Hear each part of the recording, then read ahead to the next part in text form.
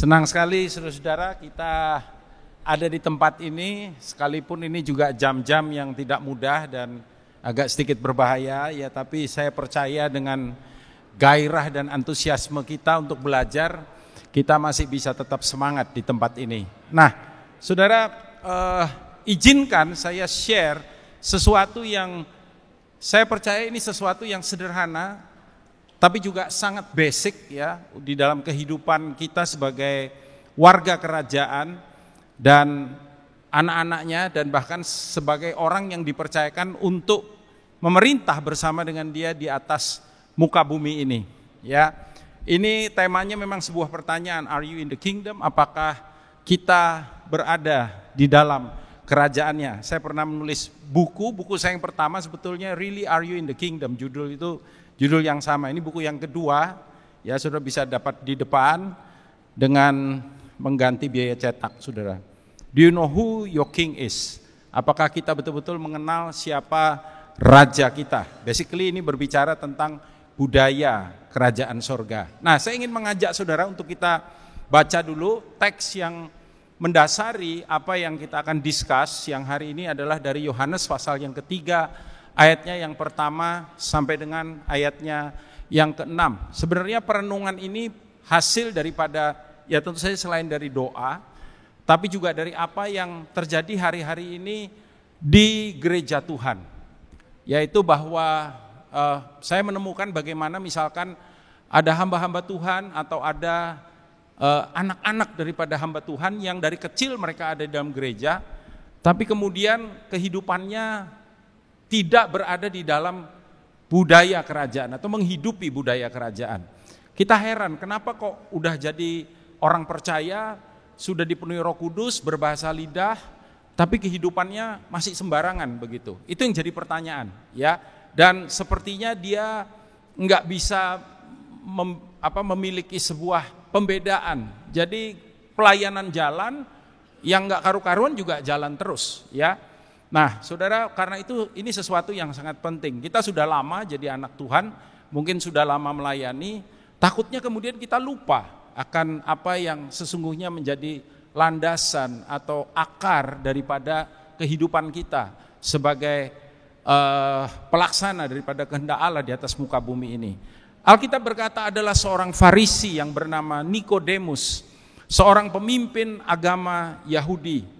Ia datang pada waktu malam kepada Yesus dan berkata, "Rabi, kami tahu bahwa engkau datang sebagai guru yang diutus Allah. Sebab tidak ada seorang pun yang dapat mengadakan tanda-tanda yang engkau adakan itu, jika Allah tidak menyertainya."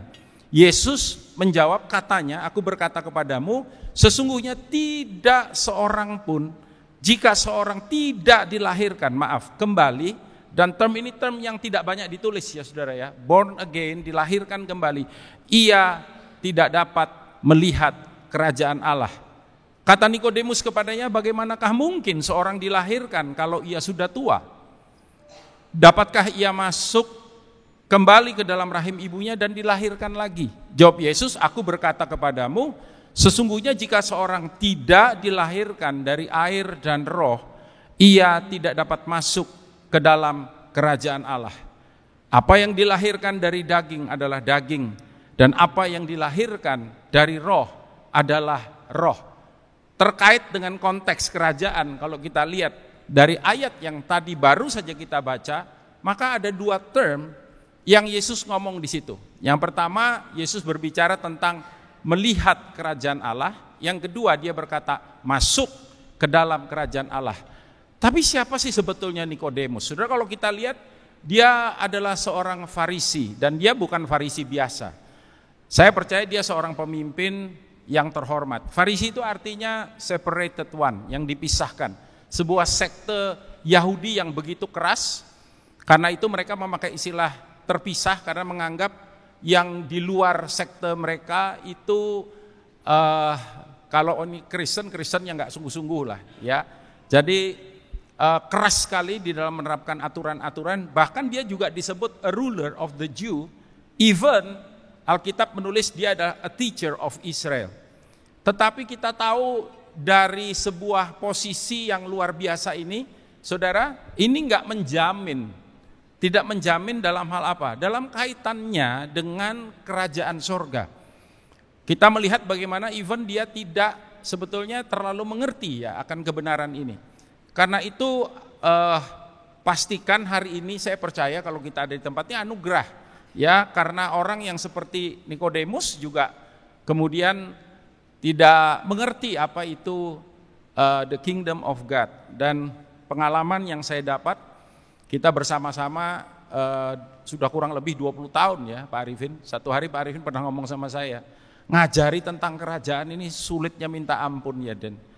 Itu mungkin udah kira-kira berapa belas tahun yang lalu. Tapi jujur saudara, sampai hari ini pun ya bahkan di kalangan kita, nih Pak Roni pernah selama 4 tahun jadi ketua Departemen Teologi ya Pak Roni ya. Dan kita bergumul saudara untuk share akan kebenaran ini. Setiap kali pertemuan, tidak kebetulan saya ada di Biro Teologi di BPP ya. Kalau kita bicara kingdom itu sepertinya buat mereka sesuatu yang too much gitu. Padahal ini kan sesuatu yang jadi pesan daripada Tuhan Yesus sendiri. Nah, apa isi percakapan Nikodemus sama Tuhan saudara? Yaitu dia bicara tentang sebetulnya bagaimana aku bisa diselamatkan. Ya, dia menangkap bahwa memang Kristus adalah Mesaya ya, tentang kemesiasannya. Kalau saudara lihat dalam Matius 11 ayat 2 sampai 6, Yesus menyatakan tanda kemesiasan kepada murid-muridnya. Buta melihat, tuli mendengar, bisu berbicara, lumpuh berjalan dan seterusnya saudara. Ya.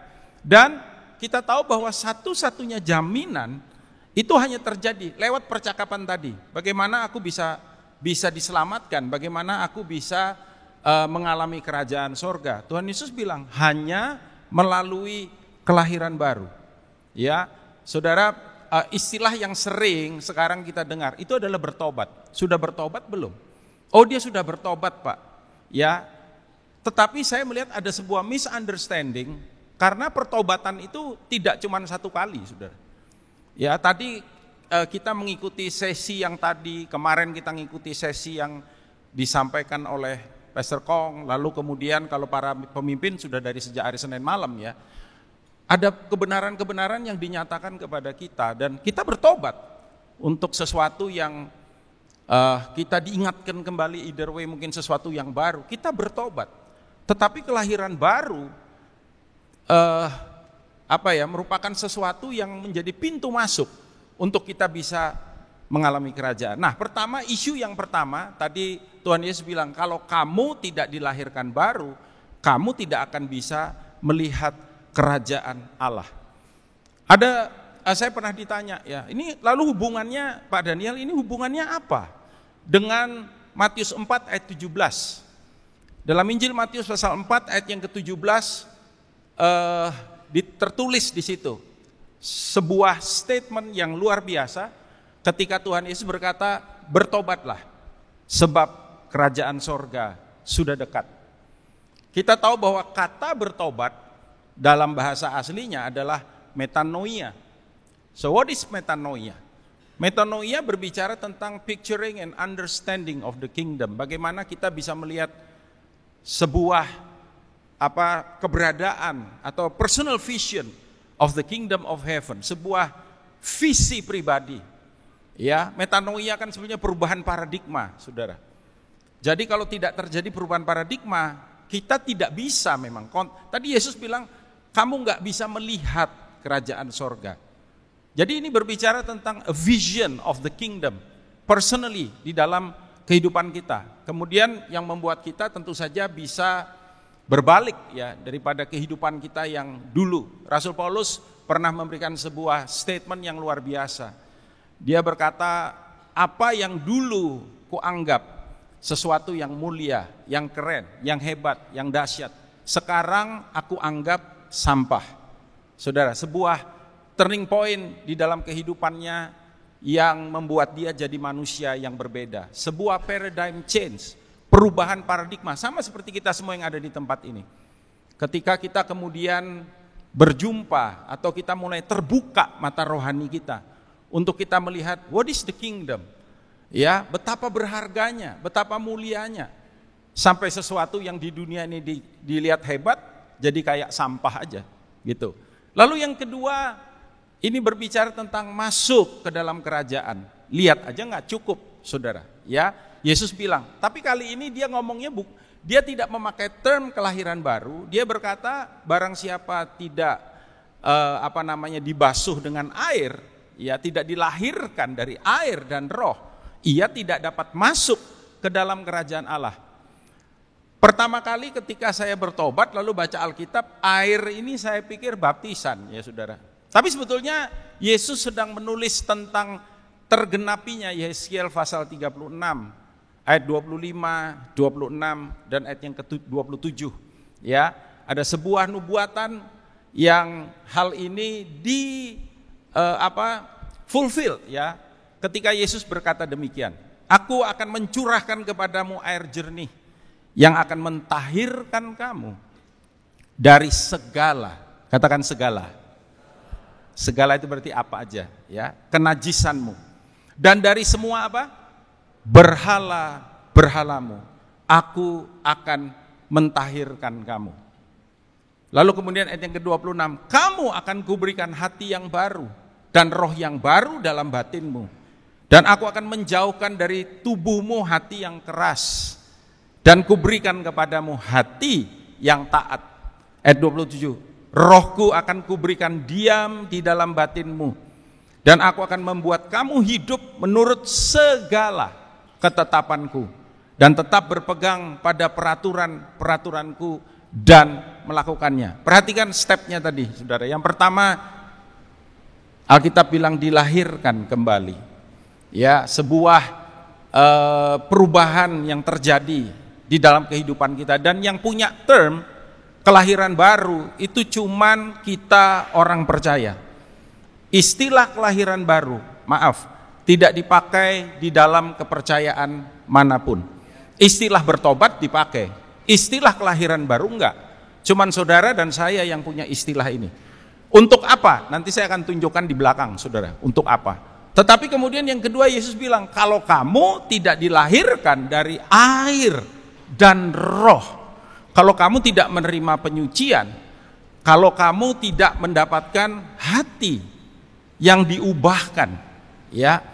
Kemarin kita melihat bagaimana kesaksian dari Pastor Kong, ya, yang sudah dipakai Tuhan begitu luar biasa, sampai kemudian hatinya diubahkan, dia menjadi lebih luar biasa lagi. Nah, saudara, baru kemudian Tuhan bilang, kamu bisa masuk ke dalam kerajaan surga. Saudara, saya tidak sedang menuduh siapapun. Jangan-jangan ada orang-orang yang berpikir dia sudah dalam kerajaan, tapi sebetulnya mungkin dia baru intip-intip dari luar.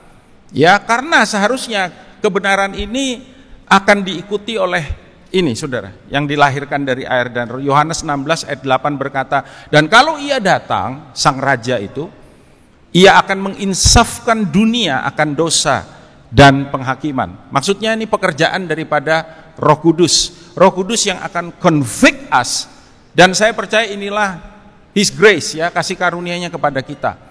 Tidak akan terjadi kelahiran baru. Tidak akan kita, saudaraku, mengalami perubahan radikal sehingga kita tidak hanya mampu untuk melihat adanya kerajaan, tapi masuk dalam kerajaan tanpa perbuatan daripada Roh Kudus. Siapa tuh? Miles Monroe, ya, pernah menulis buku Gubernur Jenderal Kerajaan Allah.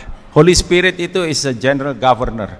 Dan dia menulis dalam bukunya bahwa Gubernur Jenderal adalah satu pribadi yang dipercaya oleh sebuah kerajaan untuk melakukan 3 tugas utama. Tugas yang pertama adalah merubah budaya. Tugas yang kedua adalah merubah bahasa. Tugas yang ketiga adalah merubah cara hidup.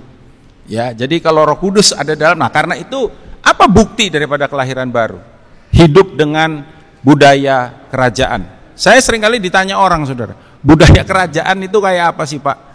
Jawabannya ada di sini sih sebetulnya. Ini bukan promo ya, saudara, ya. Cuman kasih tahu saudara aja, ya. Sebetulnya Alkitab menuliskan, tentu saja kalau ngomong budaya kita ngomong the whole counsel of God, ya, seluruh kebenaran firman. Tapi Matius 5 yang kemarin Pastor Kong ngomong, Matius 5, 6, 7 itu yang saya tulis sebetulnya, Saudara, dengan bahasa yang mudah dimengerti, ya. Kemarin Pak Roni bilang itu buku kamu yang pertama itu terlalu teologis, ya. Yang ini jauh lebih gampang katanya, ya. Nah, Saudara, apa bukti daripada kelahiran baru? Hidup dengan budaya kerajaan. Istilah lahir baru itu ditulis juga oleh Petrus. Enggak banyak, Saudara. Kalau Saudara lihat di concordance, ya, Saudara enggak akan dapat banyak itu istilah kelahiran baru. Tapi saya percaya ini, Saudara. Kita otomatis akan hidup dalam kebudayaan di tempat di mana kita dilahirkan dan bertumbuh di sana. Itu sebabnya mengapa istilah kelahiran baru atau pengalaman kelahiran baru adalah merupakan sesuatu yang signifikan buat kita semua. Kalau saudara nggak dilahirkan di dalam kerajaan dan kemudian saudara tidak mengalami dan bertumbuh di dalam kerajaan, dalam kebenaran-kebenarannya, tidak mungkin budaya kerajaan akan ada dalam kehidupan saudara. Dan tanpa peran daripada Roh Kudus, kita nggak mungkin sanggup, saudara. Ya, karena kamu telah menyucikan dirimu oleh, ini satu-satunya bagian kita, ketaatan kepada kebenaran. Sehingga kamu dapat mengamalkan kasih persaudaraan yang tulus ikhlas. Hendaklah kamu bersungguh-sungguh saling mengasihi dengan segenap hatimu. Ini sejalan dengan yang kemarin disampaikan. Ya, baca sama-sama ini ayat 23, 1, 2, 3. Karena kamu telah dilahirkan kembali, bukan dari benih yang fana, tetapi dari benih yang tidak fana, oleh firman Allah yang hidup dan kekal. Saudara, literally sewaktu saya mempersiapkan ini memang simple, ya saudara. Tapi saya begitu convince gitu. Karena perhatikan, kamu telah dilahirkan kembali bukan dari benih yang fana, tapi dari benih. Petrus memakai istilah benih. Saudara, saya mirip wajah saya, menurut banyak orang yang memperhatikan, dengan papi saya, dengan ayah saya. Anak saya kemarin bilang mirip ya sama Koden, ya katanya, mirip sama saya. Kenapa sudah terjadi kemiripan? Karena benihnya, karena DNA-nya. Kalau kita tidak dilahirkan kembali, kalau kemudian benih yang tidak fana, benih ilahi itu tidak ada pada kita, tidak mungkin, saudara, ya, kita dapat DNA daripada sang raja. Dalam 1 Yohanes 3 ayat 9, terjemahan baru yang pertama, ya, di situ ditulis, lihat ini saudara, setiap orang yang, baca sama-sama, lahir dari siapa? Dari Allah. Makanya Yesus bilang sama Nikodemus, kalau soal tahu firman kamu hebat, kamu jago, kamu petinggi di sekte Farisi. Tapi sorry ya, kamu nggak bisa masuk ke dalam kerajaan kalau kamu tidak dilahirkan baru, kalau kamu tidak disucikan, dan kalau Roh Kudus tidak memimpin akan kehidupanmu. Hanya setiap orang yang lahir dari Allah tidak berbuat dosa lagi. Sebab apa, saudara? Benih ilahi, katakan benih ilahi, tetap ada di dalam dia, dan ia tidak dapat berbuat dosa karena ia lahir dari Allah. Jadi kalau ada orang yang ngaku dia Kristen, even mungkin dia sudah pelayanan hebat, tapi kemudian dosa jalan terus, jatuh bangun dalam dosa, saya nggak percaya dia sudah dilahirkan baru. Kita baca ini ayat 9. Orang yang sudah menjadi anak Allah. Ini terjemahan bahasa Indonesia sehari-hari, ya saudara. Jadi kalau yang tadi terjemahan baru, ini terjemahan bahasa Indonesia. Apa artinya tidak berbuat dosa lagi? Ini seringkali mengintimidasi banyak orang. Nggak berbuat dosa lagi. Tapi ternyata ini loh saudara, yang dimaksud. Ya, orang, baca sama-sama ya. Ini ayat terakhir, 1, 2, 3. Orang yang sudah menjadi anak Allah tidak terus-menerus berbuat dosa, sebab sifat Allah sendiri ada padanya. Dan karena Allah itu apa?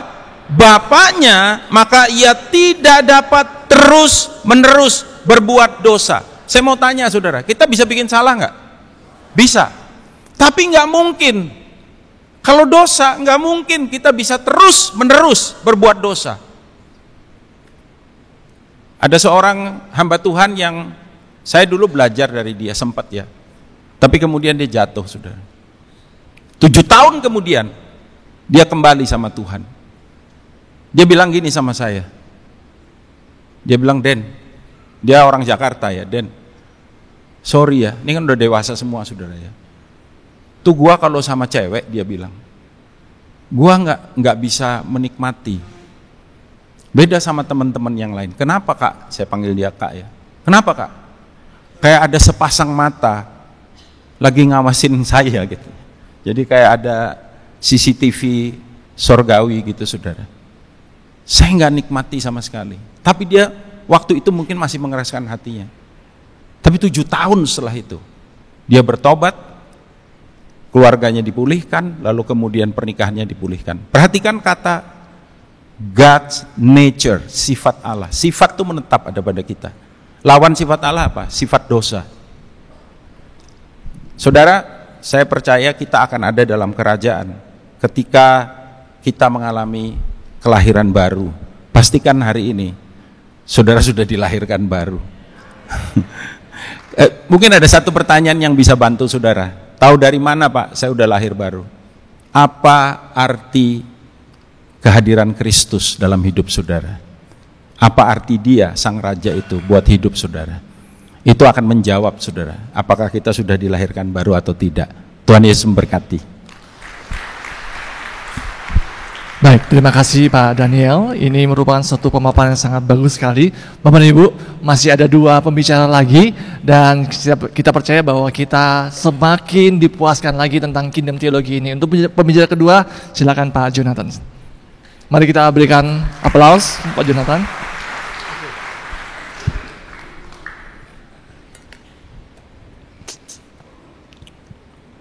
Ini pasti buat untuk orang barat, ini bukan buat saya harusnya kan ini. Buat mereka yang tinggi-tinggi selalu gitu. Oh ya, Bali ukuran internasional Pak, masa sih. Let's go to business. Dalam waktu 1 tahun ini, tidak sampai setahun, saya dengan Pastor Heinz Kopstan, kita udah menulis 3 buku. Sebentar lagi kita akan menulis buku yang keempat. Pemikiran kami menulis buku ini sangat simpel. Tujuannya untuk memberi pengertian kepada orang percaya bagaimana sebenarnya kita berada di perjalanan kita dalam memahami bagaimana hidup dalam kerajaan Allah, bagaimana sungguh-sungguh menyatakan kerajaan Allah dalam kehidupan kita. Jadi buku Kingdom Theology, kemudian yang kedua kita menulis Fivefold Ministry, Support Structure for Church. Kemudian yang ketiga yang baru saja kita selesaikan dan baru dicetak oleh Andy Offset, sudah bisa cari, itu namanya adalah Kingdom Economy, ekonomi kerajaan Allah. Dan kemudian yang terakhir yang kami sedang siapkan, makanya kemudian saya memilih tema ini disebabkan karena saya menganggap saya tidak punya pilihan lain lagi kecuali ini harus disampaikan. Dan kalau misalnya saya mati besok, saya paling tidak sudah sampaikan pada saudara apa yang saya pikir paling penting di dalam buku saya yang keempat, nanti akan berjudul Pemerintahan Kerajaan Allah. Seperti yang sudah ketahui bahwa Kejadian 1 ayatnya yang ke-26 itu kata memerintah atau berkuasa datang dari kata radah. Dan kata radah itu punya 2 arti. Saya assume saudara semua sudah tahu hal ini, bahwa arti kata radah adalah yang pertama itu adalah memerintah, which is government. Yang kedua adalah mengelola, governance. Itu kira-kira arti yang coba dibawa. Makanya kita menulis kata mengelola itu sebagai kingdom economy, tapi kemudian kita akan membahas tentang kingdom government di buku yang berikut. Nanti kita sedang mempersiapkannya. Hopefully 3-4 bulan ke depan kita sudah bisa dapat buku itu dan kemudian sudah bisa akses hal tersebut. Tapi setelah mempelajari, merenungkan dan seterusnya, saya tidak mungkin melepaskan kingdom government dari kata ecclesia.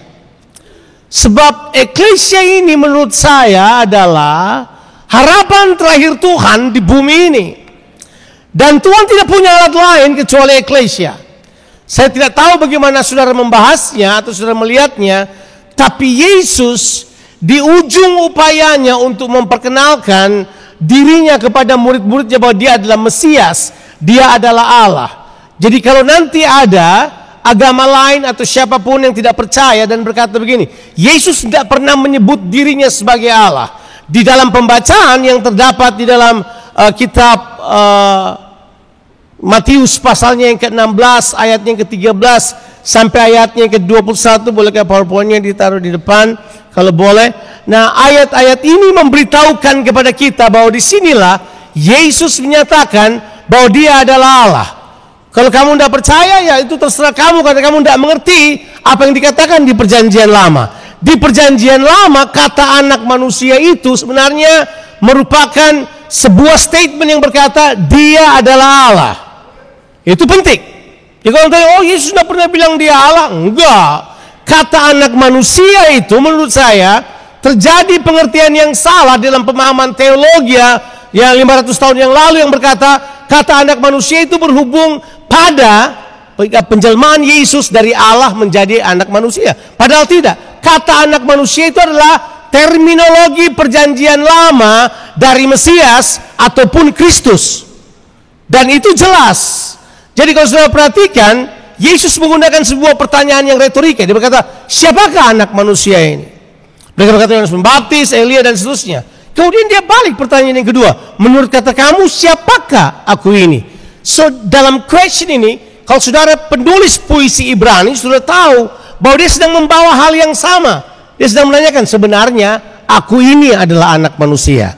Dan anak manusia jelas, kalau kita kemudian exegete dengan baik ya. Sama si pointer yang mana ini? Ini kan? Harus pindah. Ini.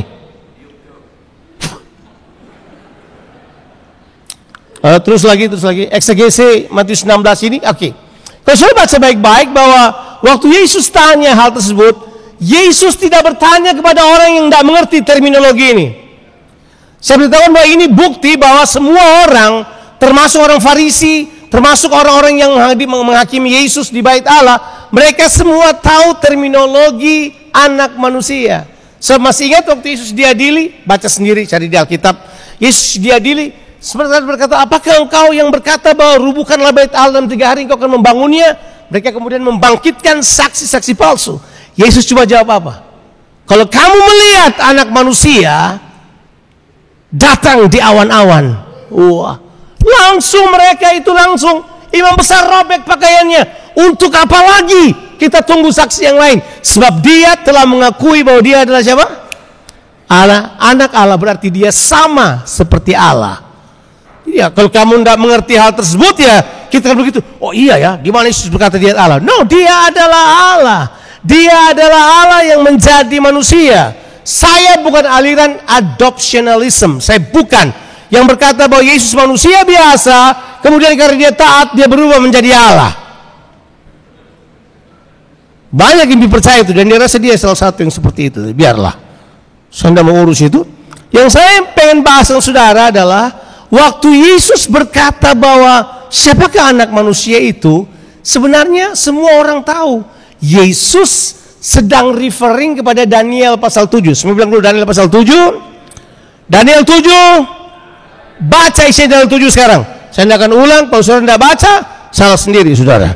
Daniel 7 memberitahukan kepada kita bahwa itu tentang nubuat atau penglihatan tentang akhir zaman, di mana akan muncul 4 binatang. Sangat disayangkan orang konsentrasi lihat binatang. Saya lebih sibuk lihat yang lanjut usia dengan anak manusia.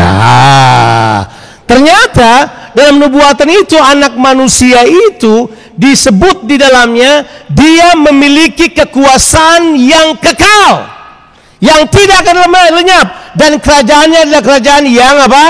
Tidak akan musnah.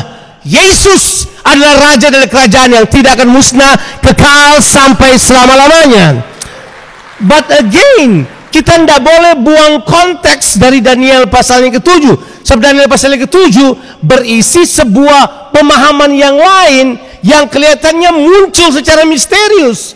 Orang berkata, dari mana munculnya? Saya bilang, saya kagak tahu, tapi dia muncul di Alkitab, maka saya memberi perhatian.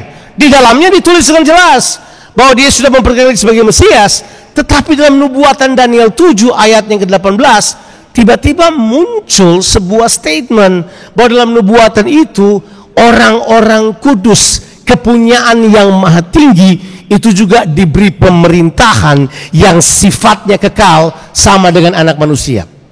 Question, is that coincidence? Kebetulankah kata anak manusia dan orang kudus muncul di Daniel 7? Terserah teologi Anda. Menurut saya tidak. Waktu dia kutip ini, dia sudah tahu bahwa di Daniel 7 diberitahu ada 2 pemegang pemerintahan yang sifatnya kekal di bumi ini. Yang pertama anak manusia, yang kedua orang kudus. Hello, think. Perlu pintar? Perlu teologi yang baru? Perlu pewahyuan yang baru? Enggak. Karena orang-orang kudus menurut bahasa perjanjian baru, dan itu juga bukan coincidence. Paulus menggunakan orang kudus buat saudara dan saya. Now I want to stop for a while and tell you this. Kebangunan rohani akhir zaman, tolong, bukan keselamatan orang berdosa. Jangan marah sama saya. Kebangunan rohani akhir zaman adalah orang percaya memerintah, orang percaya mengerjakan maksud-maksud Tuhan, orang kudus mengerjakan tugas pelayanan. Itu kebangunan rohani manusia. Dan menurut saya, iblis akan suka untuk saudara berpikir bahwa kebangunan rohani yang terjadi nanti, orang sembuh di pinggir jalan, ada lawatan, orang tebanting-tebanting. Kalau saudara suka dengan pemikiran kayak gitu, saya beritahu pada saudara, iblis akan suka saudara berpikir kayak begitu. Supaya kemudian saudara berpikir bahwa nanti Tuhan akan bergerak dan orang kudus akan nonton-nonton saja. Enggak, Tuhan telah menyerahkan pergerakan akhir zaman kepada orang kudus. Namanya All Saints Movement. That's what I believe. Makanya kebetulankah istilah itu muncul di Alkitab? Nah, ini yang saya mau kita mengerti. Please, lihatlah semuanya dalam perspektif Tuhan, bukan perspektif kebutuhan kita. Dari kemarin saya betul-betul terjamah dengan pelayanan Pastor Kong. I have a privilege. Dia mungkin sudah lupa, tapi saya mungkin menerjemahkan dia dari tahun 97 sampai tahun 2001. Saya menerjemahkan dia mungkin 10 kali. I have interpreted for him 10 times. Dalam either itu pelayanan IJMN pada waktu itu dan beberapa pertemuan-pertemuan yang kami adakan, saya menerjemahkan dia. Dan memang betul, saya bukan orang bodoh. Saya juga bukan orang terlalu kedagingan. I can test the spirit. He is a different person. Itu benar, minta ampun. Saya kemarin lihat ini orang berubah banget. Dari seorang yang cuma berbicara visi, perluasan, perkembangan, so powerful, tiba-tiba berubah menjadi meek, so lovely like Jesus. Belum pernah saya ketemu orang kayak begitu. Saya bilang sama istri saya, he is a different person. Dia berbeda banget. Dan untuk itu saya salut. Tapi can I tell you something? Kalau iman hanya untuk mujizatmu, mari saya bilang, ganti doktrinmu. Sebab imanmu supaya kerajaannya datang ke bumi ini dan kehendaknya yang terjadi. Sangat disayangkan ya. Probably the most devastating thing is this. Kita pakai semua iman kita, semua kekuatan kita, semua yang kita ketahui hanya untuk bikin diri kita lebih nyaman, lebih baik, enggak, bukan itu. Iman saudara adalah supaya tujuan Allah dan kehendak Allah terjadi di muka bumi ini. Iman saudara supaya kehendak Allah terjadi. Dari tadi saya tinggal tunggu, di manakah kehendak Allah? Tapi yang kita cari mujizat. Saya baca ayat Alkitab. Saya enggak baca surat kabar. Tapi saya mulai berpikir, mungkin, makanya saya katakan kepada teman-teman, saya berkata, yang dia sampaikan adalah tentang karakter Kristus. Dan kita semua harus menjadi serupa seperti Kristus. Zero anger, nol marah. Saya belum lah, masih jauh saya. Saya suka marah-marah di mimbar dan sudah tahu saya patahkan beberapa mimbar. Saya do it all the time, kecewakan orang, kasar. Tapi saya mau bilang ini pada saudara. Untuk karakter Kristus itu PR saudara. Saudara buat di rumah saudara. Kalau kumpul di KLC sini, yuk kita strategizing supaya kehendak Allah turun ke bumi ini. Supaya kehendaknya yang terlaksana. Sharpening what we understand. Kita harus capai apa yang Tuhan inginkan. kita mesti mengerti bahwa dari sudut pandang Tuhan, Tuhan mau kehendaknya terlaksana.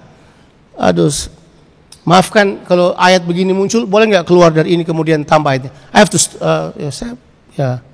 Di dalam kitab 1 Petrus pasal 4 ayatnya yang kedua. Bolehkah keluar dari ini? Ya, dari apa namanya ini? Ya itu. PowerPoint saya kemudian 1 Petrus 4 ayat yang kedua. Ya, boleh ya? Boleh. Karena saya tidak taruh ayat ini. Mungkin saya lupa atau mungkin karena ini pewahyuan, enggak tahu apalah namanya, tapi saya merasa itu. Kita baca 1 Petrus pasal 4 ayat 1 dan 2. Atau saya perlu baca sendiri aja. Saya baca ya.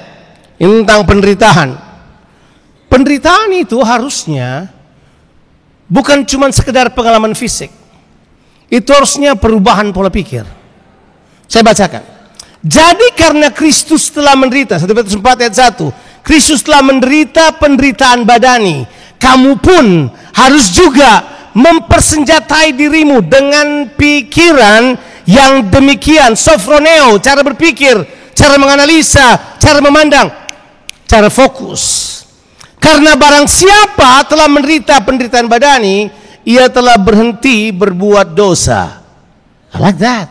Tapi ayat 2 dong, jangan berhenti di ayat 1. Ayat 2, supaya waktu yang sisa jangan kamu pergunakan menurut keinginan manusia, tapi menurut kehendak Allah. Kurangkah kita dengar yang kayak begini? Saya rasa ini yang kita perlu pursue, perlu kita kejar. Kehendak Allah, berlutut berdoa supaya kehendak Allah dinyatakan buat kita. Ayat yang ketiga bilang, sebab telah cukup banyak waktu kamu pergunakan untuk melakukan kehendak orang-orang yang tidak mengenal Allah. Kenapa kita perlu ini? Eklesia perlu banget. Eklesia ini yang perlu berdiri. Saya pernah diskusi dengan teman-teman, kita berbicara dengan teman-teman, terus kita punya pertanyaan begini. Kalau tiba-tiba Yesus datang di gereja-gereja kita, dia berkata, ini kayak eklesia yang saya inginkan. Kalau Paulus datang di gereja Rock Makassar lah, Paulus bukan kaget. Kenapa gerejaku jadi kayak begini? Dulu saya bangun tenda begini dah. Kalau Yesus datang mungkin dia akan rasa bahwa gereja kita berbeda dengan apa yang dia siapkan. Karena gereja kita cuma tempat orang menyanyi. Nah, jangan marah ya. Zero anger. If the church in your mind only about singing and dancing and receiving miracle, sudah tidak menangkap hatinya Tuhan Yesus. Sebab hatinya Yesus dengan eklesia adalah memerintah bersama Dia. Eklesia adalah pelaksana kehendak Allah untuk bumi ini. Eklesia lah tempatnya kehendak Tuhan dinyatakan. Saya sudah hitung-hitung waktu saya. Waktu saya 20 menit, tapi waktu Pak Hani juga 20 menit. Kemudian ada 15 menit tanya jawab. Berarti saya punya waktu sekarang tinggal 2 menit. Kalau misalnya kita berpikir waras tentang eklesia yang kita lihat sekarang, kita perlu berubah nggak sesuai kehendak Yesus? Atau kita akan lanjutkan seperti yang kita inginkan?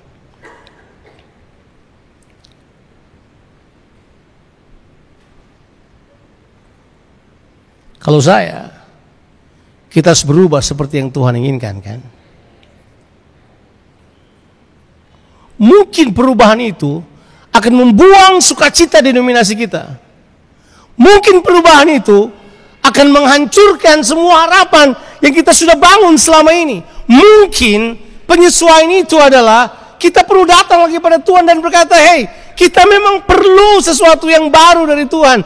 Dan mengapa kita nggak berani? Dan saya mempercayai yang sedang terjadi yang dibawa buat kita, Tuhan lagi mengembalikan kita pada yang dasar lagi, pada kasih, pada iman, supaya kembali kita menemukan, hey, this is the foundational thing about the church. Ini yang harus kita kerjakan. Ingat, Tuhan bekerja menurut sudut pandang yang mungkin berbeda. Ada pemahaman dari sana, dari sini, tapi kita perlu lihat selalu apa yang Tuhan maksudkan. tersambung pada perjanjiannya, tersambung pada apa yang dia ingin kerjakan dalam firman-Nya. Tuhan tidak mengerjakan apapun di luar perjanjiannya. Tidak. Tuhan mengajarkan kerajaan di dalam Injil hanya menggunakan eklesia 3 kali. Berarti kelihatannya Yesus tidak terlalu anggap penting eklesia. Tapi begitu selesai Injil, ada 107 kali, 105 kali ditulis dari kitab Kisah Para Rasul sampai kitab Wahyu. Eklesia ditulis 107 kali. Lebih banyak dia menulis tentang kata iman di Perjanjian Baru. Kerajaan ditulis 100 kali, eklesia 107 kali. Jadi apakah yang menjadi tujuan Yesus di dalam hatinya ketika ia memikirkan eklesia? Dia mau cara kerjanya kita adalah cara kerja kerajaan. Jadi kalau kita belum ganti cara kerja kita masih cara kerja denominasi, cara kerja agamawi, cara kerja tradisi, cara kerja duniawi, cara kerja yang kita anggap paling enak dan gampang sukses. Saya mau katakan pada saudara, ini masalah paling besar sampai eklesia tidak bisa dijalankan menurut cara berpikir saudara. Dia ingin menciptakan pola pikir kerajaan di dalam diri mereka sebelum murid-muridnya melakukan apa yang mereka harus kerjakan dengan gerejanya. Tanpa itu, gereja tidak akan pernah efektif. Hanya ketika kita memahami satu kerajaan, bagaimana cara kerjanya, bagaimana dia berfungsi, kita dapat dengan jelas memahami tujuan gereja.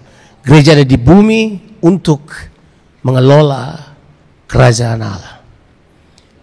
Saya ulang lagi, gereja ada di bumi untuk apa? Mengelola kerajaan Allah. Kalau kita gagal lakukan hal ini, selesailah kita. Tujuan Tuhan sekarang ialah memulihkan pola pikir kerajaan itu kepada umatnya yang telah basah kuyup dengan mentalitas harusnya gereja tradisional selama ratusan tahun. We might have to think of changing things right now. Terlalu banyak. Tuhan Yesus memberkati saudara-saudara sekalian. Nanti saya kasih saudara-saudara teliti sendiri saya. Silakan. Baik, terima kasih Pak Jonathan.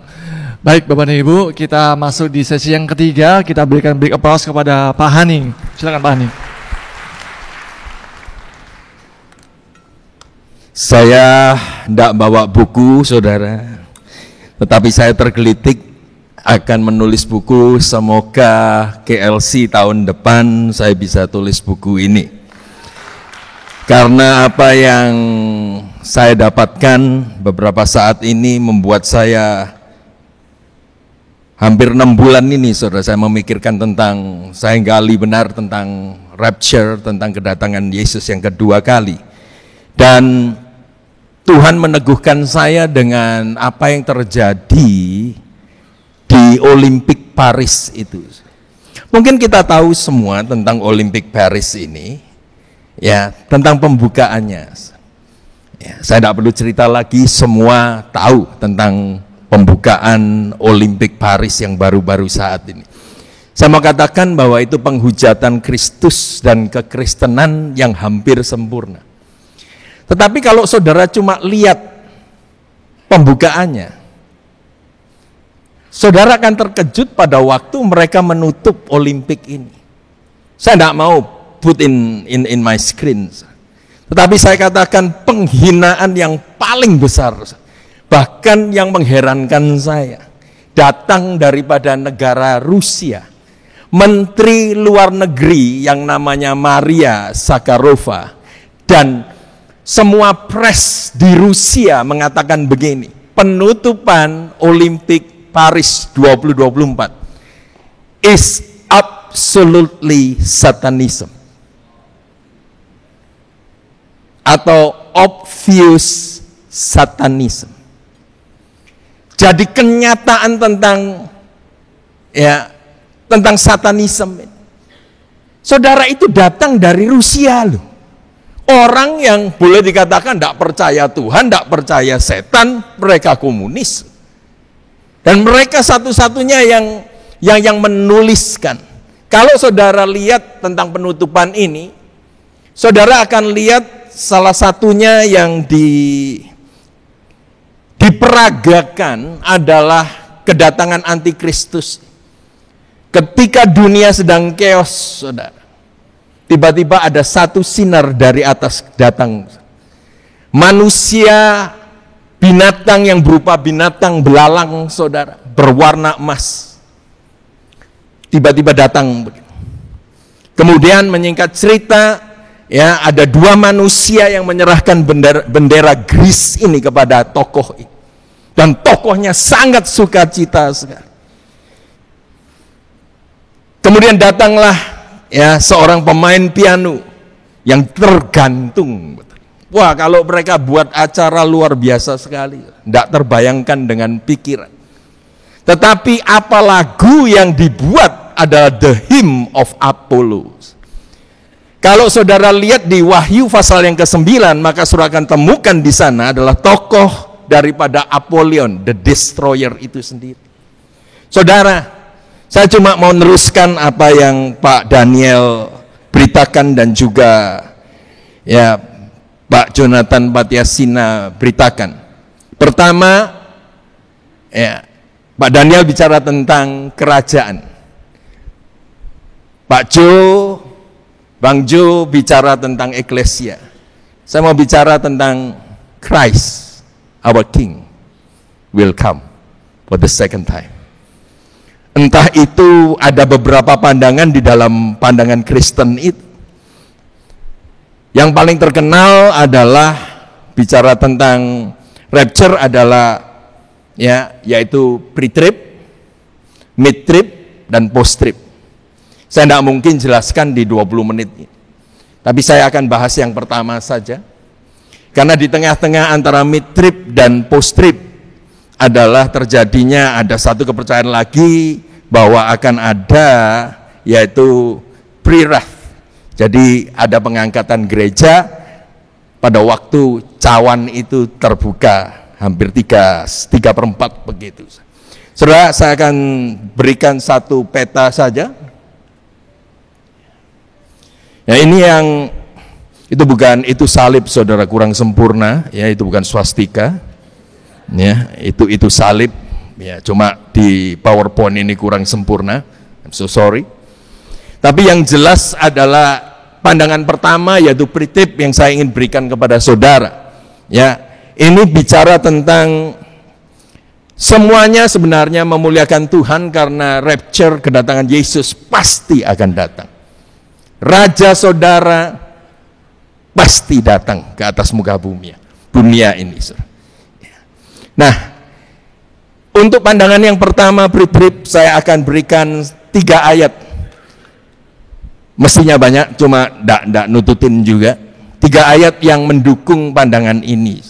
Yang pertama adalah Yohanes 14 ayat 1 sampai 4 yang berkata demikian, ini keluar daripada mulut daripada Tuhan Yesus sendiri, aku akan datang kembali dan membawa kamu ke tempatku, supaya di tempat di mana aku berada, kamu pun berada. Kemudian 1 Tesalonika 4 ayat 13-18 mengatakan begini, Tuhan sendiri akan turun dari surga dan mereka yang mati dalam Kristus akan lebih dahulu bangkit. Dan sesudah itu kita yang hidup dan yang masih tinggal akan diangkat bersama-sama dengan mereka dalam awan menyongsong Tuhan di angkasa. Demikianlah kita akan selama-lamanya bersama-sama dengan Tuhan. Karena itu hiburkanlah seorang akan yang lain dengan perkataan-perkataan ini. Saya ingin menghibur saudara dengan pengharapan, the blessed hope, pengharapan yang sangat berbahagia ini, bahwa Tuhan saudara yang saudara percaya itu akan datang kembali untuk menjemput gerejanya, untuk menjemput mempelai wanitanya. Amin. Jadi apa yang saya terangkan ini bukanlah untuk menakuti saudara. Kalau saudara merasa ada perasaan takut, maka itu merupakan satu tanda tanya besar. Apakah saudara ada di dalam Kristus atau tidak? Kalau saudara ada di dalam Kristus, maka apa yang saudara dengar ini adalah satu penghiburan, pengharapan bahwa apapun yang terjadi saat ini tidak akan bisa mengalahkan apa yang saudara akan terima pada waktu Kristus datang kembali. 1 Korintus 15 ayat 51-52, sesungguhnya aku menyatakan kepadamu suatu rahasia, kita tidak akan mati semua, tetapi kita semua akan diubahkan dan sekejap mata pada waktu bunyi nafari yang terakhir, sebab nafari akan berbunyi dan orang-orang mati akan dibangkitkan dalam keadaan yang tidak dapat binasa, dan kita semua akan diubah. Ini nasihat Paulus akan keadaan tubuh kemuliaan yang akan kita alami kelak. Di 4 saja yang saya akan berikan. Yang pertama, rapture adalah signless events. Bisa terjadi tanpa tanda-tanda terlebih dahulu. Ya, kalau kita bicara tentang signless, maka seketika itu bisa terjadi. Ini yang boleh dikatakan the doctrine of imminency, ya, doktrin yang tiba-tiba. Nah, Paulus mengerti benar, saudara, bahwa kalau kedatangan Kristus itu benar-benar seketika, maka kita harus siap setiap saat, saudara. Itu penting untuk saudara perhatikan, bahwa kita itu harus siap setiap saat. Sebab di Titus 2 ayat yang ke-13 mengatakan demikian, dengan menantikan penggenapan pengharapan kita yang penuh bahagia dan pernyataan kemuliaan Allah yang maha besar dan juru selamat kita, Yesus Kristus, the blessed hope. Kita akan menyongsong dia, kita akan dijemput dia, saudara, dalam pengharapan yang penuh dengan kemuliaan itu. Yang kedua, rapture is surprise event, saudara. Ya, surprise event itu kita sudah baca bahwa di 1 Tesalonika 5 ayat 1 dan 2 mengatakan demikian. Tentang zaman dan masa, saudara-saudara, tidak perlu dituliskan kepadamu, karena kamu sendiri tahu benar-benar bahwa hari Tuhan datang seperti pencuri pada malam, saudara. Bible, Alkitab Perjanjian Baru tidaklah memberikan kapan persisnya Tuhan akan datang. Kalau kita tahu, saudara, dia akan datang, maka kita harus siap, saudara. Sebab waktu itu tidak pernah kita duga. Bahkan Santo Agustin mengatakan demikian, so the last day is hidden that every day may be regarded. Hari pengangkatan itu tersembunyi supaya setiap hari dianggap berharga, saudara. Yang ketiga adalah the rapture is selective event. Ini yang sering kali ya disalah mengertikan dari Yohanes 14 ini, saudara. Yohanes 14 kalau sudah baca adalah family affair antara Yesus bersama dengan ke-12 muridnya ataupun murid-murid yang terdekat itu, saudara. Inilah yang Tuhan ingin berikan. Jangan gelisah engkau. Aku akan pergi ke Bapa menyediakan engkau, dan kalau waktunya tiba, aku akan jemput engkau sendiri. I will come again and receive you to myself, that where I am, there you may be also.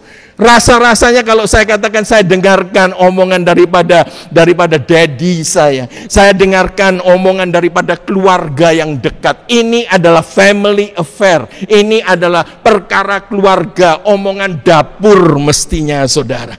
Yang boleh dikatakan ini hanya terjadi pada keluargaku. Yang keempat adalah the rapture is spectacular event. Ya, 1 Tesalonika 4 ayat yang ke-16 mengatakan demikian.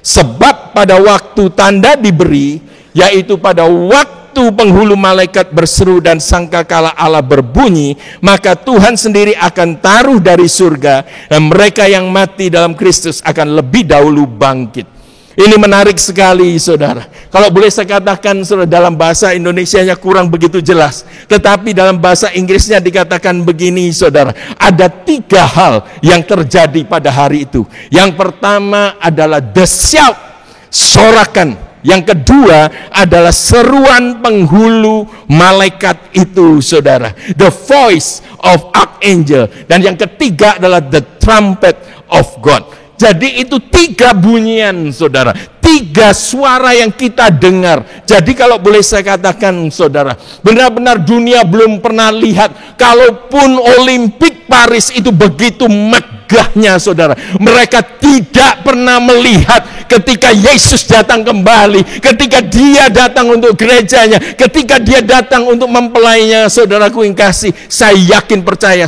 event ini akan luar biasa sekali. Bisa dilihat, bisa didengar oleh siapapun juga, saudara. All evidence, saudara, clearly show that the rapture of the saint will be a cosmic spectacle like nothing humans have ever seen on earth. Jadi ini perkara yang belum pernah terjadi sekalipun. Nah, inilah juga yang mendorong daripada pandangan daripada pre-trib ini, saudara. Saya janji akan menerangkan semua pandangan ini. Tapi yang ada message yang terakhir yang saya katakan kepada saudara, pastilah saudara harus berjaga-jaga itu. Ya, jadi kalau kita lihat susunan kitab Wahyu ini, saudara akan melihat bahwa dari pasal pertama sampai yang ketiga, yaitu 7 gereja, 7 macam gereja sebenarnya, sampai pada waktu Yesus naik ke surga, sampai dia datang menjemput gerejanya kembali. 7 macam gereja ini ada di atas muka bumi. Kalau secara history, 7 gereja itu pun sudah terjadi. Efesus, Smyrna, Pergamus, Tiatira, Sardis, Philadelphia, dan Laodikia. Itu sejarah, saudara. Tetapi sebenarnya Yesus juga ini memberitahukan sebenarnya 7 macam gereja ini tetap ada. Nah, itu pasal 1 sampai 3, saudara. Pasal yang keempat, ketika itu pintu surga terbuka, saudara, dan Rasul Yohanes terangkat ke surga dan berdiri di depan tahta Allah di surga. Nah, gereja setelah itu gereja tidaklah lagi disebut-sebut sampai Wahyu pasal yang ke-19 ayat 7 sampai 9 yang berganti nama menjadi pengantin Kristus. Di mana pernikahan anak domba ini terjadi di surga. Nah, saudaraku yang kasih, ya, Wahyu 19 ayat 14 itu pengantin wanita bersama dengan Kristus yang menaiki kuda putih kembali ke dunia dalam event second coming. Jadi ada perbedaannya kalau pandangan pre-trib, yaitu rapture di depan dan second coming di belakang, saudara.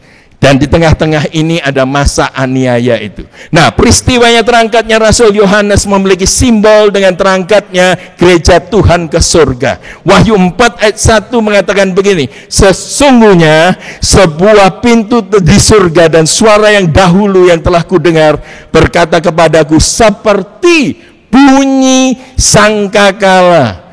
Ya, itu 1 Tesalonika juga dikatakan ketika sangkakala berbunyi, ya, gereja Tuhan terangkat. Naiklah kemari dan aku akan menunjukkan kepadamu apa yang harus terjadi sesudah itu. Pasal 5. Pasal kelima dikatakan di sana, saya ada waktu untuk membacanya, saya punya 2 menit, saudara. Melukiskan penyembahan di surga dan pengadilan tahta Kristus. Pasal 6 mulai, saudara, aniaya, pembukaan meterai, dan dimulailah masa sengsara besar itu selama 7 tahun. Nah, inilah skemanya, saudara. Apa yang dianut oleh pre-trib, pandangan pre-trib ini. Satu hal lagi sebelum saya selesaikan, yaitu mengenai the wrath of God. Nah, kalau kita lihat, saudaraku, ya, the wrath of God itu 7 tahun itu, saudara. Ya, 7 tahun yang dibawa itu. Roma 5 ayat 9 mengatakan demikian. Lebih-lebih karena kita sekarang telah dibenarkan oleh darahnya, kita pasti akan diselamatkan dari murka Allah. 1 Tesalonika 1 ayat 10 mengatakan, dan untuk menantikan kedatangan anaknya dari surga yang telah dibangkitkan dari antara orang mati, yaitu Yesus yang menyelamatkan kita dari murka yang akan datang. 1 Tesalonika 5 ayat 9 mengatakan, karena Allah tidak menetapkan kita untuk ditimpa murka, tetapi beroleh keselamatan oleh Yesus Kristus. Kitab Wahyu menunjukkan kepada kita bahwa murka Allah segera ditumpahkan selama masa aniaya sengsara besar. Jadi kesimpulannya dari pandangan ini adalah begini, rapture sebenarnya bukanlah teori escape, tetapi deliverance.